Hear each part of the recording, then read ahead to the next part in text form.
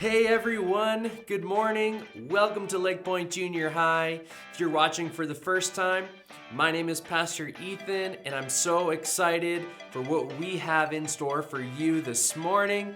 You're about to experience some friendly competition, someone's going to get featured, we're going to fly an airplane, and we're going to learn together and have some family discussion. If you're watching right now without a parent, make sure you go and get them now. These weekly videos, they're built for you and your parent to do together. So press pause right now if you're watching without a parent, then come back and participate together. If you watched last week's video, you'll remember that we had a t-shirt folding challenge. You had to fold as many t-shirts as you could in 30 seconds without using your thumbs. And our champion, the person who folded the most t-shirts, was Abby Albrecht. So congrats, Abby, on the big win. I hope you enjoy that $20 gift card prize.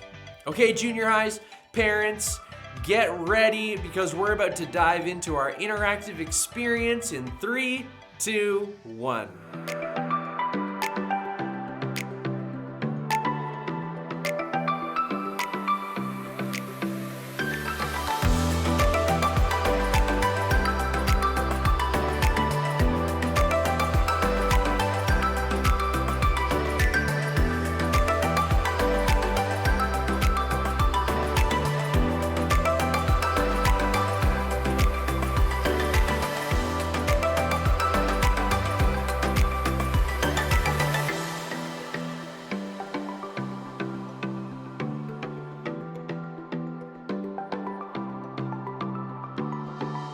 We are in the middle of a teaching series called Big Picture.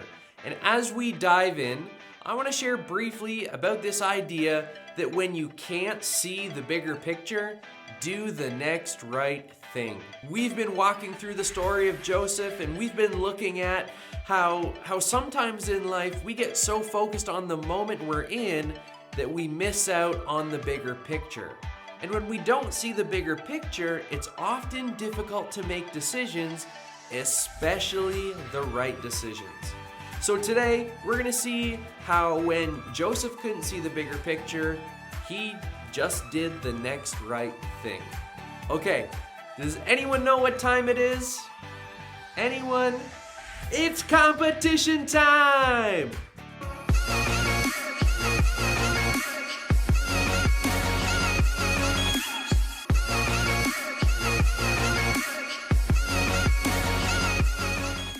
Every week, we have a friendly competition, and this week's challenge, we are going to fly an airplane.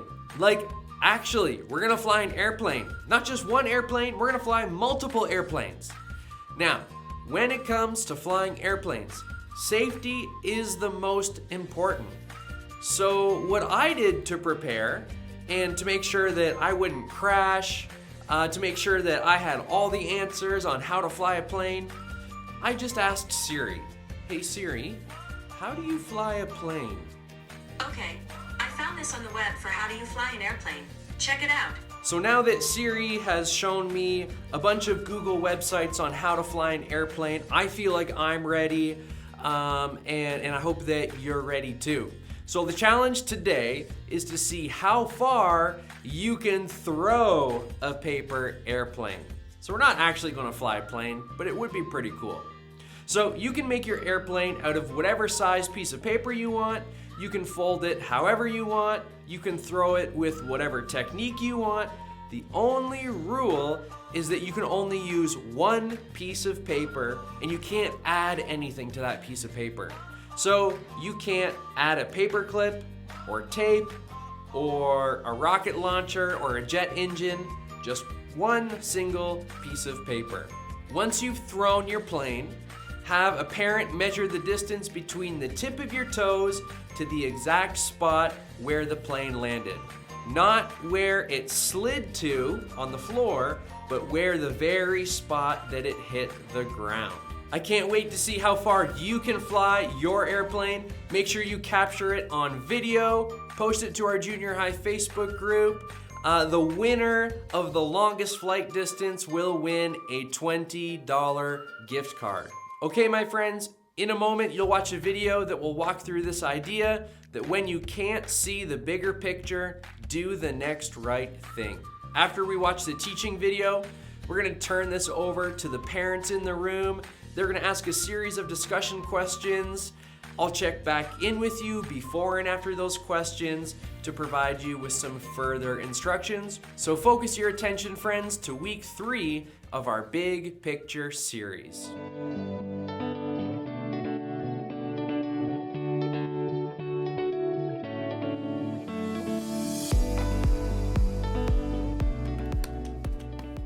Boom. Circus, hire me. What's up, guys? I am so glad you joined us this week because we're right in the middle of a series called Big Picture. We've been talking a lot about how in life sometimes we miss the bigger picture.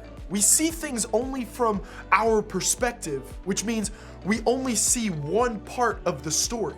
And that causes us to miss the rest of what might be happening, the bigger picture. Before we jump in today, let me start by asking you a really important question. How often do you do the right thing?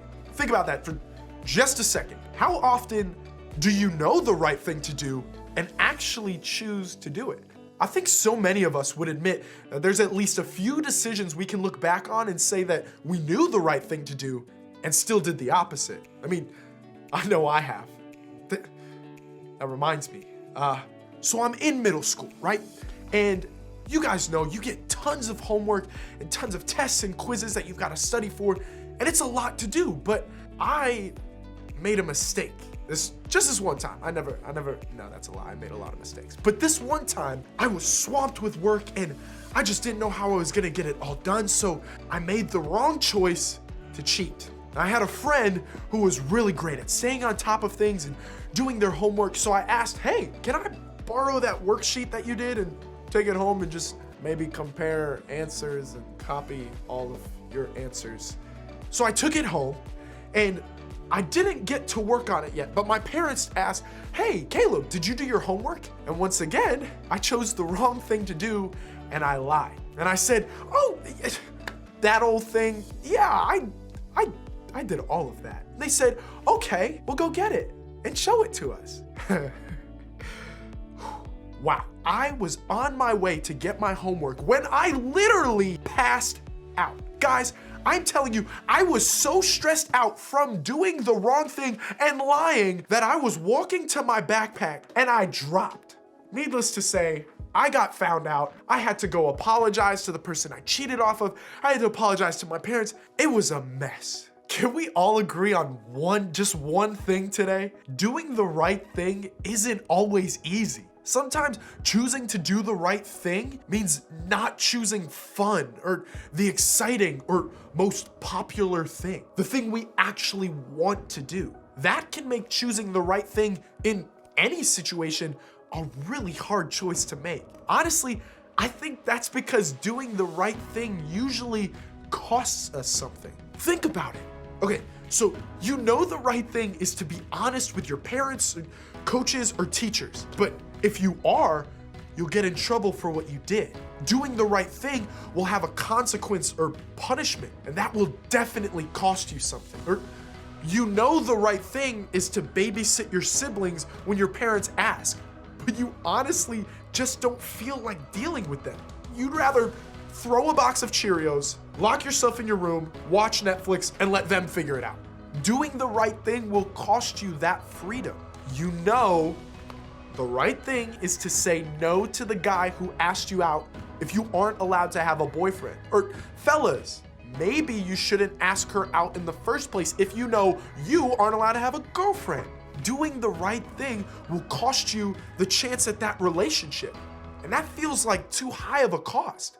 You know, the right thing is to be honest about how you're feeling in a friendship, but if you do, you might end up in a fight or fallout with a friend. That conflict is a cost that you don't want to pay. The list could go on and on and on. And the reality is we've all been in situations where we've had to choose if we're gonna do the right thing. Sometimes doing the right thing feels really easy. I mean, it's an obvious choice. Other times, doing the right thing is really complicated. When we start to count the cost of doing the right thing, the choice suddenly isn't so clear. And sometimes it's difficult to do the right thing because we simply don't know what the right thing actually is.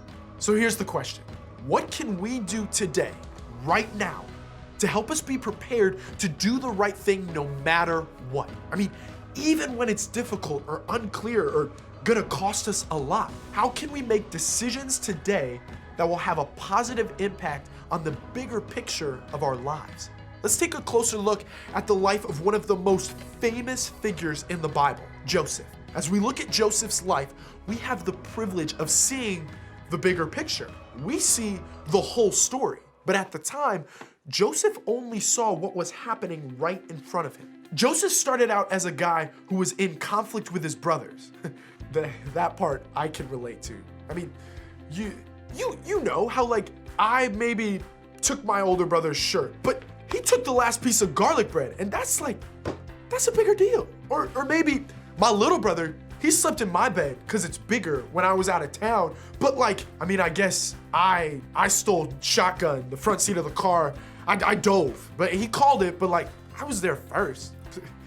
But then Joseph wound up thrown in an empty well, which I can relate to probably a little less. And then he was sold into slavery. That's not the happiest story ever. But God had big plans for Joseph. There was a bigger picture that Joseph couldn't see yet. A picture that was actually pretty incredible. I mean, it was so incredible that we're still talking about him thousands of years later. Thankfully, we get a front row seat to all of it because of another famous historical figure named Moses, who decided to write down the stories of his ancestors and their lives. One of his written records was called Genesis, and it's a part of the Old Testament in the Bible. In that book, Moses wrote the story of Joseph's life in great detail. One of the things he wrote about gives us an idea of how to do the right thing when the right thing is hard to do. We're picking up Joseph's story right after he was sold as a slave to a group of traders. Joseph was eventually bought by a pretty powerful Egyptian named Potiphar. This guy was a big shot in the government and the captain of Pharaoh's guard. Now, after some time working for Potiphar, Joseph was put in charge of Potiphar's entire house and everything he owned. So even though Joseph was in a bad situation, things seemed to be turning around for him, right? Well, this is where the story starts to take a turn. Just look at what happened next. Now, Joseph was well built and handsome. And after a while, his master's wife took notice of Joseph and said, "Come to bed with me." Wait, what?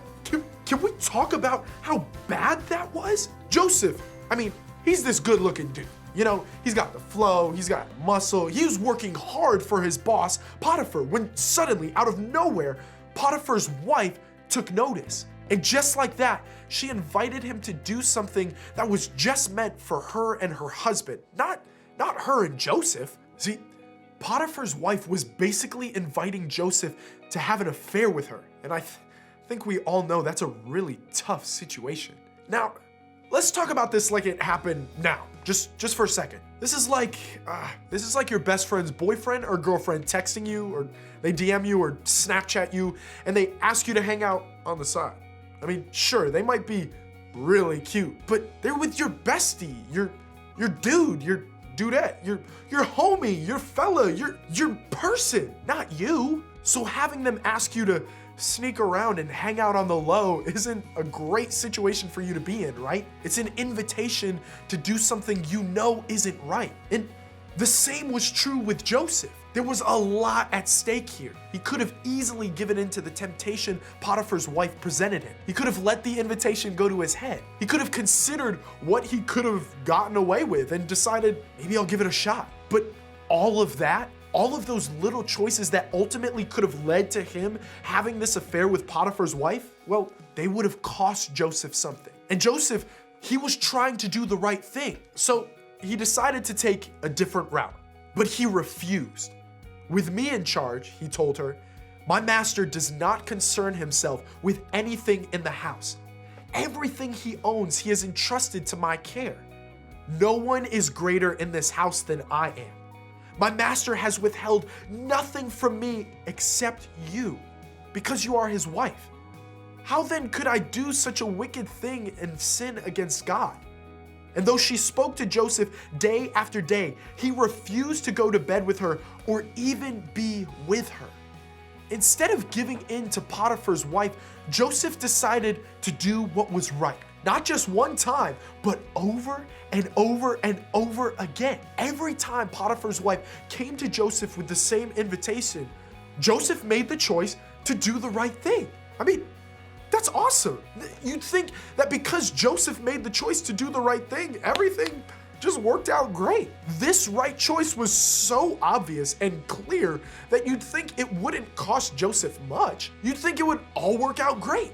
But believe it or not, doing the right thing eventually wound up costing Joseph his freedom. You see, sometime later, Potiphar's wife came to Joseph again with her inappropriate invitation. Only this time, she actually grabbed his cloak. Joseph tried so hard to do the right thing. My man shimmied out of his cloak and he took off running. He just left his cloak behind in her hands. Now, because Potiphar's wife obviously did some sketchy things, she told everyone that Joseph pursued her. She said that when she screamed for help, Joseph ran and left his cloak behind.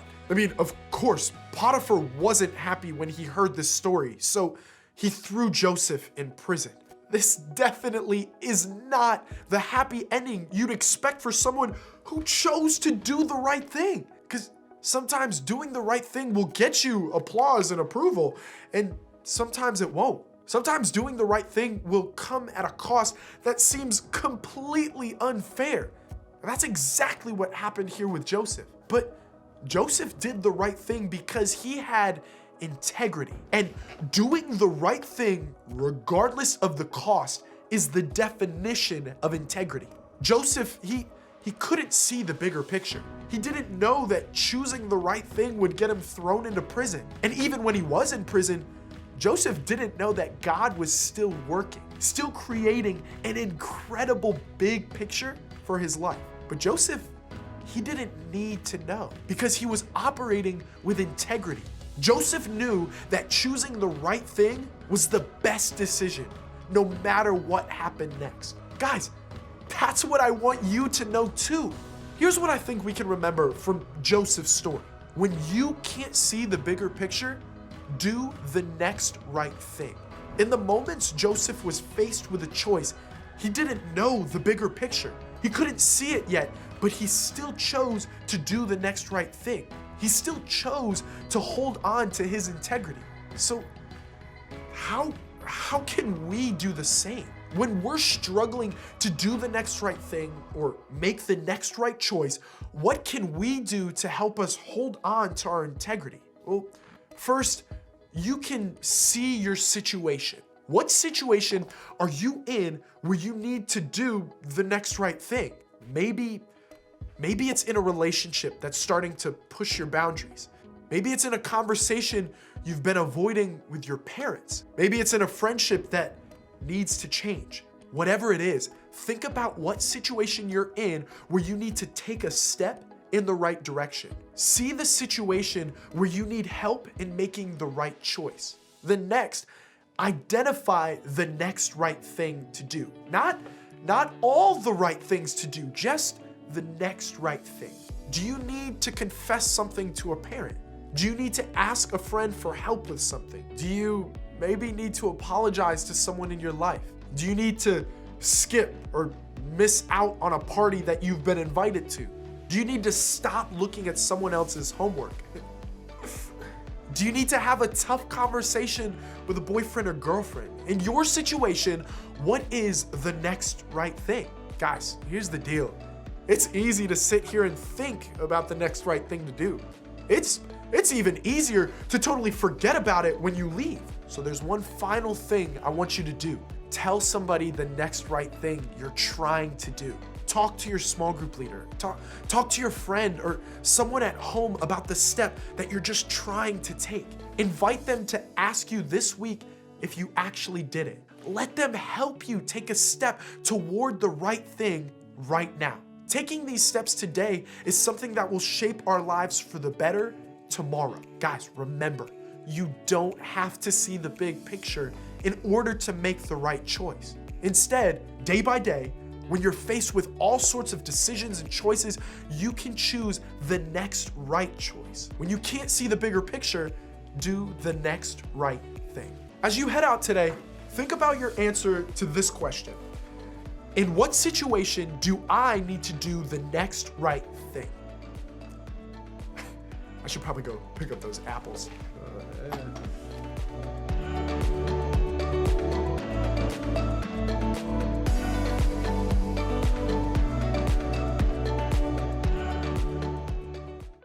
When you can't see the bigger picture, do the next right thing.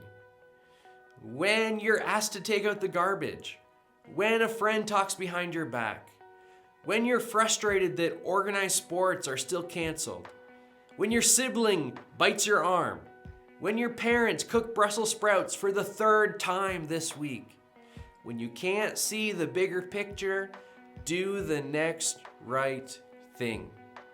When you're tempted to swear and use poor language, when you really want to listen to that popular song, even though you know the lyrics aren't good, when it's 3 a.m. and you're still up playing video games online and your parents think you're sleeping, when you can't see the bigger picture, do the next right thing. So when you can't see the bigger picture, what do? We do the next right thing. So what are some situations where you need to do the next right thing? Let's talk about it. Parents, this is where we turn things to you. You're about to see some questions on your screen. Take the time you need to facilitate meaningful conversations with your junior high student with each question. So complete the questions, then come back to this video for some closing remarks.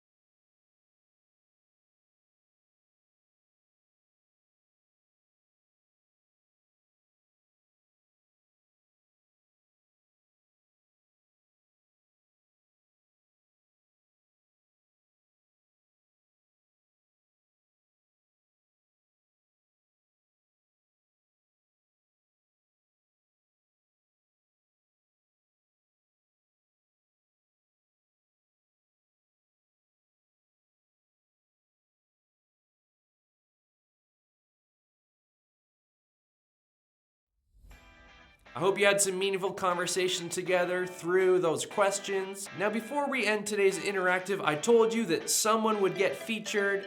So here are a few of my favorite photos and videos that you've posted on our LakePoint Jr High Facebook group.